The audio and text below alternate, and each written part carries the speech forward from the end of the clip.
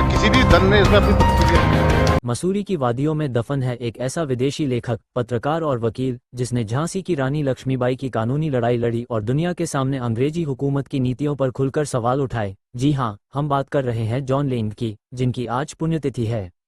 1857 के स्वतंत्रता संग्राम में जब झांसी की रानी लक्ष्मीबाई ने अपनी रियासत बचाने की कोशिश की तो उनकी कानूनी लड़ाई में मदद करने वाला कोई भारतीय नहीं बल्कि ऑस्ट्रेलियाई मूल का अंग्रेज वकील जॉन लेंग था। उनका जन्म 19 दिसंबर 1816 सिडनी, ऑस्ट्रेलिया में हुआ था। वे इंग्लैंड से कानून की पढ़ाई करने के बाद भारत आए। अंग्रेजों द्वारा 1854 में doctrine of lapse, Lord Dalhousie की नीति के तहत झांसी को हड़पने की कोशिश की गई। रानी लक्ष्मीबाई ने कानूनी लड़ाई लड़ने के लिए जॉन लैंग को वकील नियुक्त किया। हालांकि केस जीता नहीं जा सका, लेकिन जॉन लैंग ने ब्रिटिश राज की पोल खोलकर रख दी थी। जॉन लैंग न सिर्फ वकील थे बल्कि लेखक और पत्रकार भी थे। उन्होंने ब्रिटिश साम्राज्य की नीतियों की आलोचना करते हुए कई किताबें लिखीं और अपने अखबार द मोफिसलाइट के जरिए भारत की आवाज़ उठाई। वो अकेले ऐसे विदेशी माने जाते हैं जिन्होंने खुलकर भारतीयों का पक्ष लिया। उन्हीं ने 1845 में द मोफिसलाइट नाम का अखबार शुरू किया। यह अखबार मेरठ से निकलता था और जल्दी ही पूरे उत्तर भारत में लोकप्रिय हो गया।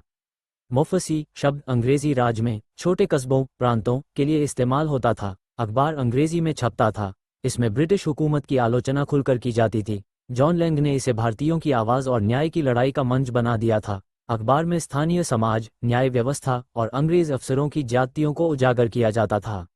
द मोफिसलाइट सिर्फ एक अखबार नहीं था बल्कि भारत की शुरुआती एंटी कॉलोनियल पत्रकारिता का प्रतीक भी था।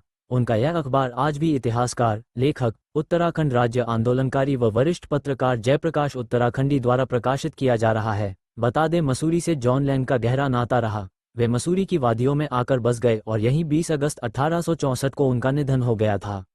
आज भी मसूरी के कैमल बैक रोड स्थित कब्रिस्तान में उनकी समाधि मौजूद है, जो इतिहास की एक अनकही गवाही देती है। उन्हें मसूरी में आज भी इतिहास प्रेमी याद करते हैं और कई शोधार्थी उनकी कब्र पर जाते हैं। जॉन लैंग की कहानी में मसूरी का संदर्भ इसलिए बड़ा खास है क्योंकि यह शहर उनकी अंतिम कर्मभूमि बना। कैमल बैक रोड स्थित ये कब्रिस्तान आज भी उस विदेशी दोस्त की याद दिलाता है जिसने भारत के लिए अपनी कलम और वकालत दोनों चलाए थे। दी मैफ्सलाइट के पन्नों से लेकर मसूरी की वादियों तक जॉन लैंग की कहानी आज भी हमें बताती है, कलम की ताक तलवार से कम नहीं होती। प्राइम न्यूज डेस्क ऐसे महान पत्रकार, वकील, लेखक को उनकी पुण्यतिथि पर श्रद्धांजलि अर्पित करता है। 19वीं शताब्दी के महान प्रगतिशील लेखक, मैफ्सलाइट जैसे क्रांतिकारी अखबार के संस्थापक संपादक और महारानी लक्ष्मीबाई के वकील बैरिस्टर जॉन लैंग की आज पुण्यतिथि है। 20 अगस्त 1864 को उनका मसूरी के अंदर जो है एक संदिग्ध परिस्थितियों में देहांत हुआ था। एक तरफ जो हमारे को रिकॉर्ड मिलते हैं, बताया जाता है कि हिमालय कलम में उनकी डेथ हुई।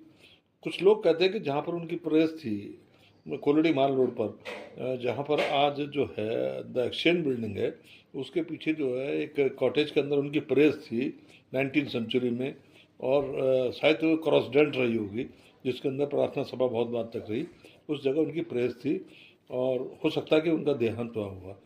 लेकिन जो रिकॉर्ड मिलते हैं उनका देहांत जो है संदिग्ध परिस्थिति में हुआ, क्योंकि 21 या 22 अगस्त 1864 को उनके जो कुछ समर्थक थे, उन्होंने मसूरी के थाने के अंदर, मसूरी पुलिस चौकी जो ज़माने में चौकी होती थी, उसके अंदर एक प्राथमिकी दर्ज कराई थी, दर्ज कराई थी कि जॉन लैंग की मौत की जांच की जाए, लेकिन वो जांच कभी नहीं हुई।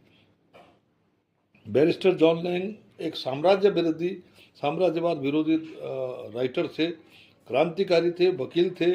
उन्होंने 19वीं शताब्दी के अंदर जीते जी जो है कई हिंदुस्तानियों के केस लड़े और बहुत अल्प आयु में 48 साल की कुल उम्र के अंदर उनका देहांत मसूरी के अंदर हुआ। मैं 1992 से उनके ऊपर काम कर रहा हूँ, जॉन लैंग पे। जब जॉन लैंग को कोई जानता नहीं था, जब कोई इंटरनेट नहीं था, गूगल नहीं था, तो मैं जॉन लैंग के ऊपर काम करता था। मसूरी के लोग जानते हैं, देहरादून के लोग जानते हैं। मैं उनका हमेशा श्रद्धांजलि सभा जो है 20 अगस्त को और उनकी जयंती पर 19 दिसंबर को हर साल जो है एक कार्यक्रम करता था। लेकिन कोरोना काल के अंदर ये कार्यक्रम बंद हो गए और उसके बाद जो है ये परंपरा लगभग वो बंद हो गई।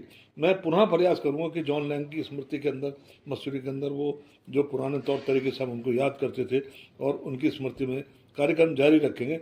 मेरी उत्तराखंड सरकार से मांग है कि जॉन लैंग महारानी लक्ष्मीबाई के वकील थे और सबसे बड़ी बात है कि उन्होंने 1857 के गदर से पहले महारानी लक्ष्मीबाई का मुकाबला कलकत्ता उच्च न्यायालय के अंदर, हाई कोर्ट में लड़ा था, जहां महारानी लक्ष्मीबाई दत्तक पुत्र अधिनियम का मुकदमा हार गई। उसके बाद देश के अंदर म्यूटिनी यानी कि विद्रोह की शुरुआत हुई, तो उसके पृष्ठभूमि के अंदर जॉन लैंगी थे।